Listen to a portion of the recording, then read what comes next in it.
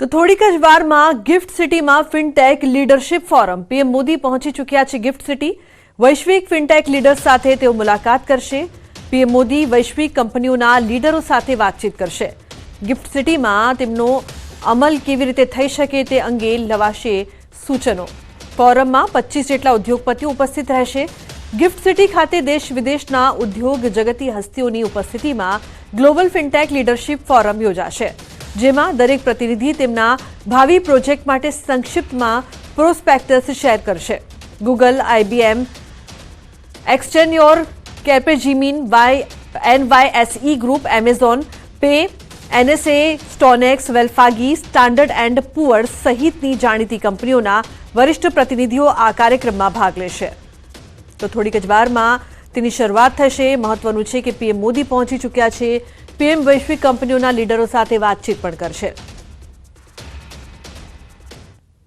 રાજકોટથી મહત્વપૂર્ણ સમાચાર લિફ્ટમાં ફસાઈ જતા મોત હાર્ડવેરના કારખાનામાં બની ઘટના 20 વર્ષીય યુવકનું લિફ્ટમાં ફસાઈ જતા મોત નીપજ્યું યુપીના રહેવાસી વિશાલ વિશ્વકર્માનું મોત પોલીસે સમગ્ર મામલે તપાસ શરૂ કરી છે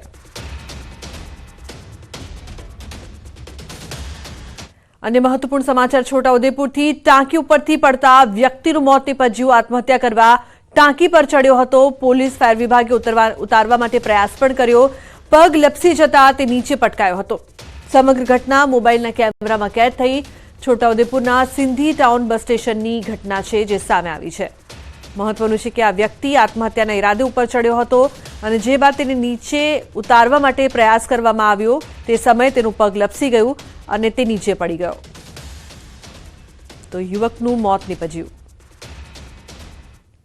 અમદાવાદના મણિનગર ખાતે દબાણ હટાવવા કામગીરી કરવામાં આવી મણિનગર ગોરના કુવા માર્ગ પાસે એએમસી એસ્ટેટ વિભાગ અને લારીવાળા વચ્ચે ઘર્ષણ થયું હતું લારી ધારકો રસ્તા પર સૂઈ ગયા હોવાથી મામલો વધુ બિચકાયો હતો એએમસીની દબાણ શાખાએ લારીઓ ગાડીમાં ભરી દેતા લારી ધારકોએ વિરોધ કર્યો હતો રકઝક અને ઝપાઝપી થતા કલાકો સુધી ટ્રાફિક જામ રહ્યો હતો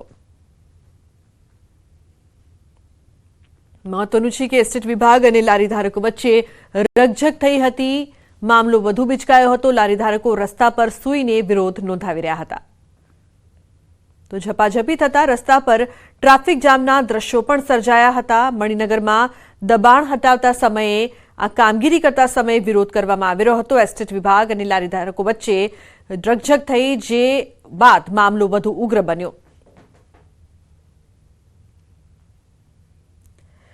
વડોદરામાં મહાનગરપાલિકાના કર્મચારીઓ પગાર માટે વલખા મારી રહ્યા છે કોન્ટ્રાક્ટરે કર્મચારીને પગાર ન ચૂકવાતા કર્મચારી હડતાળ પર ઉતર્યા કર્મચારીએ પગાર માંગતા કોર્પોરેટર ઉમંગ બ્રહ્મભટ્ટે દરકાર ન લેતા નાગરિકોને હેરાન થવાનો વારો આવ્યો વોર્ડ 10ના અધિકારીએ કર્મચારીઓ પર પ્લાન્ટ બંધ કરી દે તેવો ઉડાઉ જવાબ આપ્યો હતો જેથી કર્મચારીએ એસટીપી પ્લાન્ટ બંધ કરી દેતા રોડ પર ડ્રેનેજના પાણી ઉભરાયા હતા ભાયલી ગામ સહિત આસપાસની સોસાયટીઓમાં ઠેર ઠેર ડ્રેનેજ ઉભરાતા સ્થાનિકો મુશ્કેલીમાં મુકાયા છે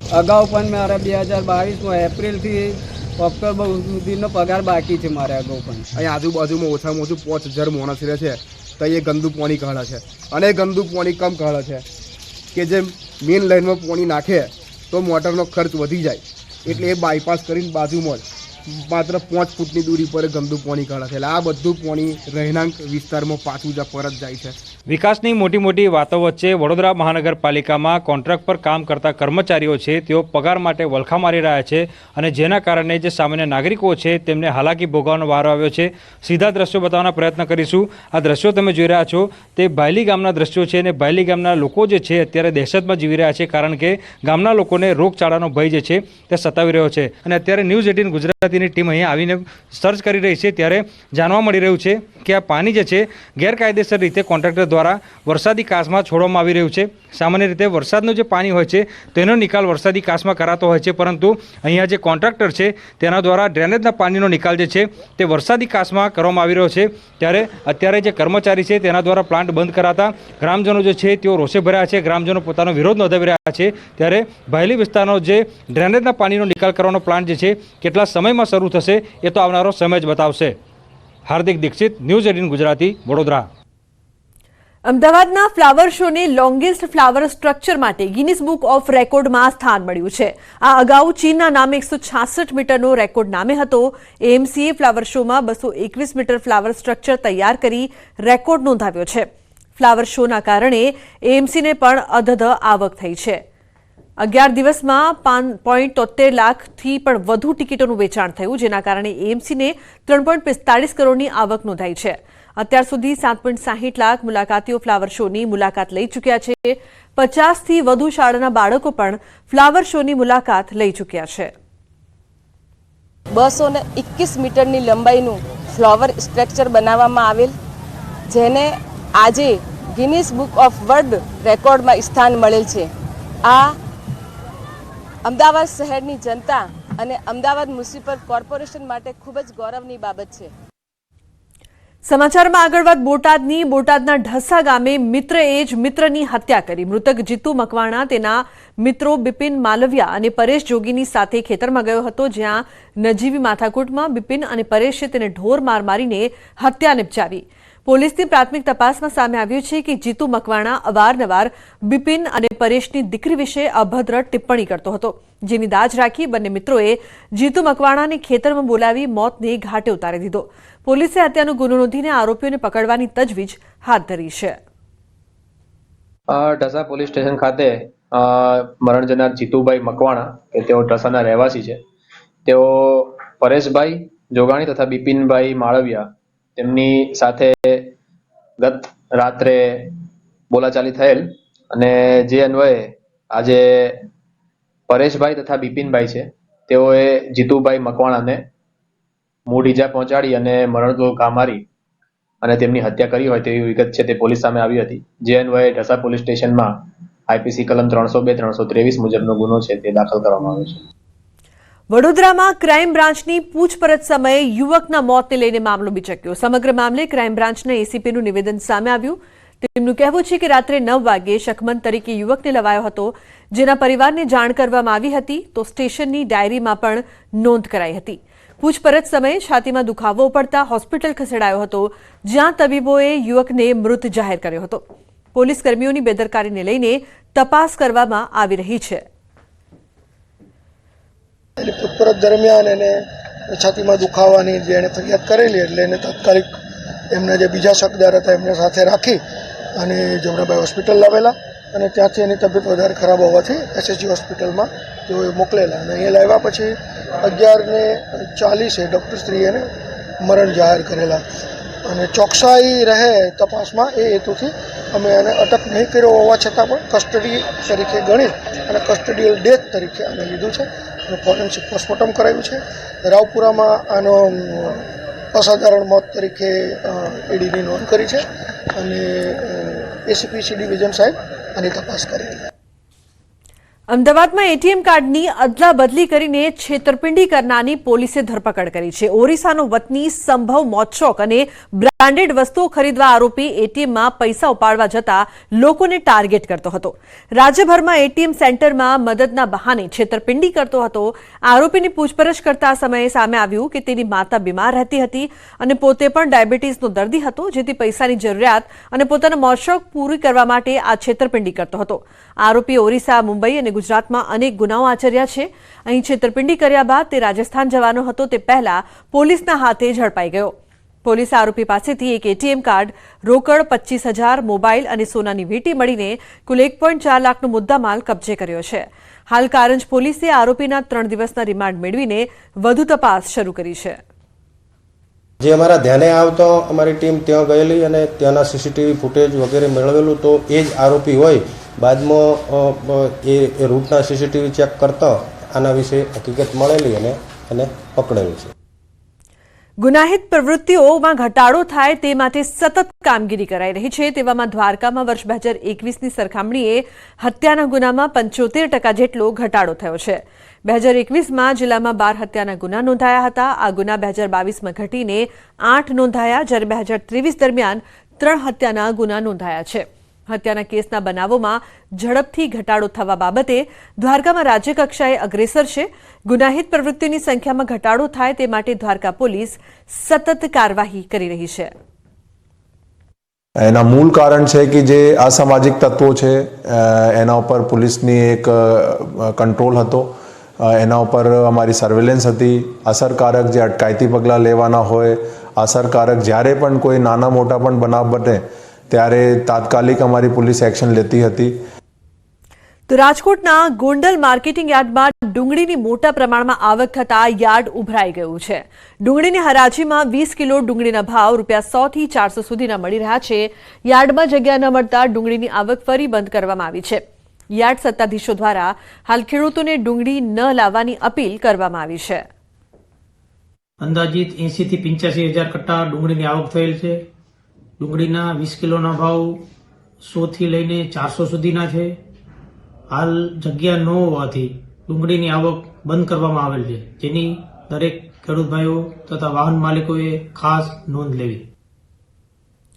વાતાવરણમાં સતત આવતા બદલાવના લીધે જગતના તાતની હાલત કફોડી થઈ ગઈ છે. મંગળવારે મોડી રાત્રે અને બુધવારે વહેલી સવારે થયેલા કમોસમી માવઠાના લીધે ખેડૂતો ચિંતિત થયા હતા. ત્યારે ઘોગંબાના ગજાપુરા, કાંટુ, કાપડી સહિત જાંબુઘોડા, દાહોદ અને છોટાઉદેપુરમાં છેવાડાના ગામમાં કમોસમી વરસાદ વરસ્યો હતો. જે બાદ ખેડૂતોએ તૈયાર તુવેરના પાકની કાપણી કરી ઘર આંગણે અને ખડામાં મૂક્યો હતો. સાથે સૂકો ઘાસચારો પણ રાખ્યો હતો. જ્યારે કપાસના છોડને માવઠાની અસર થતા પોષણક્ષમ ભાવ નહીં મળે એટલે ખેડૂતોને આર્થિક નુકસાની વેઠવી પડશે. જોકે ઘઉં સહિત કેટલાક શિયાળુ પાકને રાહત થશે. અમારે 2 વીઘામાં જેવો કપાસ કર્યો હતો અને તુવર બી બહુ જાજી હતી, વાડીને પડી હતી. ત્યાં અચાનક રાત્રે માવઠું આવવાનું તો કોઈને જાણ હતી નહીં, પણ અચાનક આવ્યું રાત્રે 12-1 વાગે, એટલે કોને ખબર પડે? એકઠું કરવા ના જાય ને કોઈ રાત્રે, એટલે બધું પલળીને બધું એવું જ થઈ ગયું. ને કપાસ બી વીણવાનો બાકી હતો, વીણે એવો થઈ રહ્યો હતો. તો આમ બધું વધારે શું કહીએ, હવે સરકારશ્રીને એટલું આવેદન કરીએ કે કંઈક વળતર આપણને આપે એવી ઈચ્છા ધરાવી. એમાં વરસાદ પડ્યો એટલે કપાસ જે છોડ ઉપર ને ઉપર જ પાણીવાળો થઈ ગયો અને એ બિલકુલ સદંતર નિષ્ફળ થઈ ગયો. તદુપરાંત તમારી ખેતરમાં તુવર હતી, એ તુવર પણ કાપેલી હતી, એમની એમ પાણીમાં ખરાબ થઈ ગઈ. પશુઓ માટે જે ઘાસચારો મૂકેલો હતો બહાર, એ પણ રાત્રે વરસાદ આવવાથી ટોટલ ઘાસચારો બિલકુલ ખરાબ થઈ ગયો. એટલે અત્યારે તો સરકાર કંઈક અમને થોડી ઘણી વળતર આપે એવી અમારી ઈચ્છા છે. ત્યારે પંચમહાલ જિલ્લાના કેન્દ્રીય કૃષિ વિજ્ઞાન કેન્દ્રના વૈજ્ઞાનિકે ખેડૂતોને ખેતીવાડી વિભાગના અધિકારીઓની સલાહ મુજબ દવા છંટકાવ કરવા માટે જણાવ્યું છે. गुजरात में चारों तरफ बारिश होगी, अगर अपने बारिश नहीं भी होती है तो भी तापमान में अगर गिरावट होती है, नमी होगी तो उसका अपनी फसलों पर प्रभाव पड़ेगा. आपके खेती बाड़ी विभाग जो भी आपके संपर्क में, उससे नजदीक अपने संपर्क करके उसमें जो भी दवा, उससे इलाज, जो भी बीमारी है उसका रोकथाम कर सकते हैं. ગત મોડી રાત્રે પંચમહાલ જિલ્લાના પૂર્વ વિસ્તારમાં કમોસમી માવઠું થયું હતું અને કમોસમી માવઠું થતાં જ ખેડૂતોને જે કાપેલી તુવેર હતી, જે ખળામાં હતી, જે પણ પલળી ગઈ હતી, સાથે સાથે જ ખેડૂતોનો વીણ્યા વગરનો કપાસ હતો તેને પણ ભારે નુકસાન થયું હતું. સાથે જ જે ઘાસચારો છે સૂકો તે પણ પલળી ગયો હતો. હાલ આપણે કપાસના ખેતરમાં આવી પહોંચ્યા છે. હું આપને દ્રશ્યો બતાવવાનો પ્રયત્ન કરીશ. હાલ કપાસના ખેતરમાં છે ને કપાસ વીણ્યા વગરનો ખેડૂતોનો બાકી હતો અને આ કપાસ આપ દ્રશ્યોમાં જોઈ શકો છો. જે કપાસ છે તે પલળી ગયો છે અને આ તમામ કપાસ પલળી જતા આમાં હાલ જે પાણી છે તે છે, આ પાણીના લીધે આ કપાસ કાળો થઈ જવાની સંભાવનાઓ છે અને કપાસ કાળો થઈ જતાં જ ખેડૂતો છે તેને યોગ્ય પોષણક્ષમ ભાવ નહીં મળવાની પણ શક્યતાઓ છે. સાથે સાથે જે ખેડૂતોની તુવેર હતી અને તુવર પલળી ગઈ છે અને તુવર પલળી જતાં પણ જે સિંગ છે તેમાં કોવારો લાગવાની શક્યતાઓ છે અને જેને લઈને ભારે નુકસાન થવાની ખેડૂતો ભીતિ વ્યક્ત કરી રહ્યા છે. રાજેશ જોશી, ન્યૂઝ 18 ગુજરાતી, ઘોગંબા, પંચમહાલ. તો પોરબંદરમાં લોકો આધાર કાર્ડમાં સુધારા વધારા કરાવવા માટે ધરમના ધક્કા ખાઈ રહ્યા છે. અરજદારોનો આક્ષેપ છે કે રોજ ધક્કા ખાવા છતાં કોઈ કામ થતા નથી. અહીં ઓફિસો પણ બંધ છે. આધાર માટે કોઈ વિગત પૂછીએ તો સરખો જવાબ આપવામાં નથી આવતો. જિલ્લામાં આશરે 50 જેટલી આધાર કાર્ડની કીટ છે, પરંતુ તેમાંથી માંડ 15 કીટ કાર્યરત હશે. તો આ તરફ મામલતદારનું કહેવું છે કે વહેલી તકે અન્ય સેન્ટરો પણ શરૂ કરવામાં આવશે, જેથી લોકોને હાલાકી ન થાય. તો આ તરફ પ્રોગ્રામ ઓફિસરનું કહેવું છે કે ઓછા પગારમાં અહીં કોઈ કામ કરવા તૈયાર નથી. હવે લોકોને ધરમના ધક્કા ક્યારે બંધ થશે તે જોવું રહ્યું.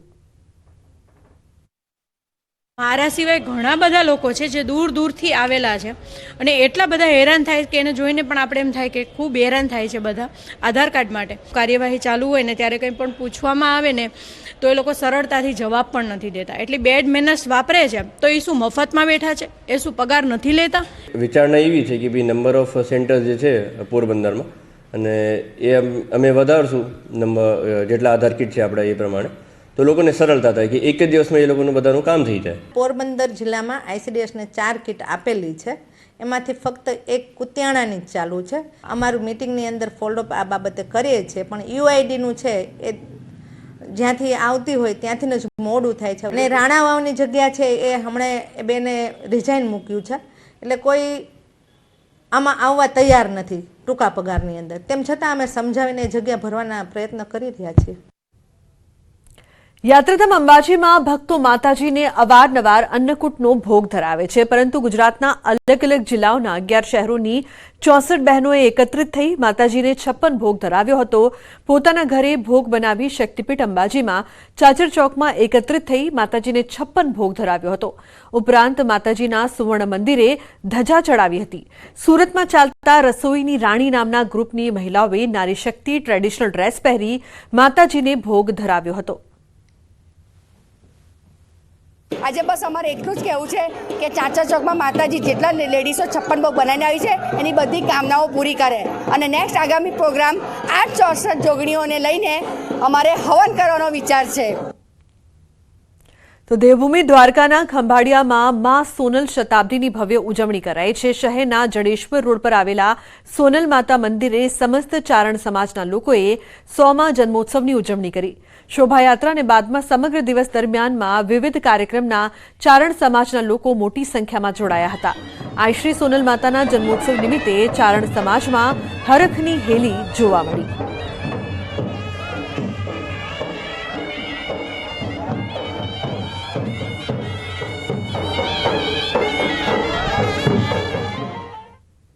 અન્ય સમાચારની વાત કરીએ તો અયોધ્યા રામ મંદિરની પ્રાણ પ્રતિષ્ઠાને લઈને સુરેન્દ્રનગરના લીંબડીમાં ભવ્ય શોભાયાત્રા યોજાઈ. નીલકંઠ વિદ્યાલય દ્વારા ભવ્ય શોભાયાત્રાનું આયોજન કરવામાં આવ્યું હતું. 108 કિલોની ગદા તેમજ 12 ફૂટ લાંબા ધનુષ, ભરત મિલાપ યજ્ઞ સહિતના અલગ અલગ ફ્લોટ લોકોમાં આકર્ષણનું કેન્દ્ર બન્યા હતા.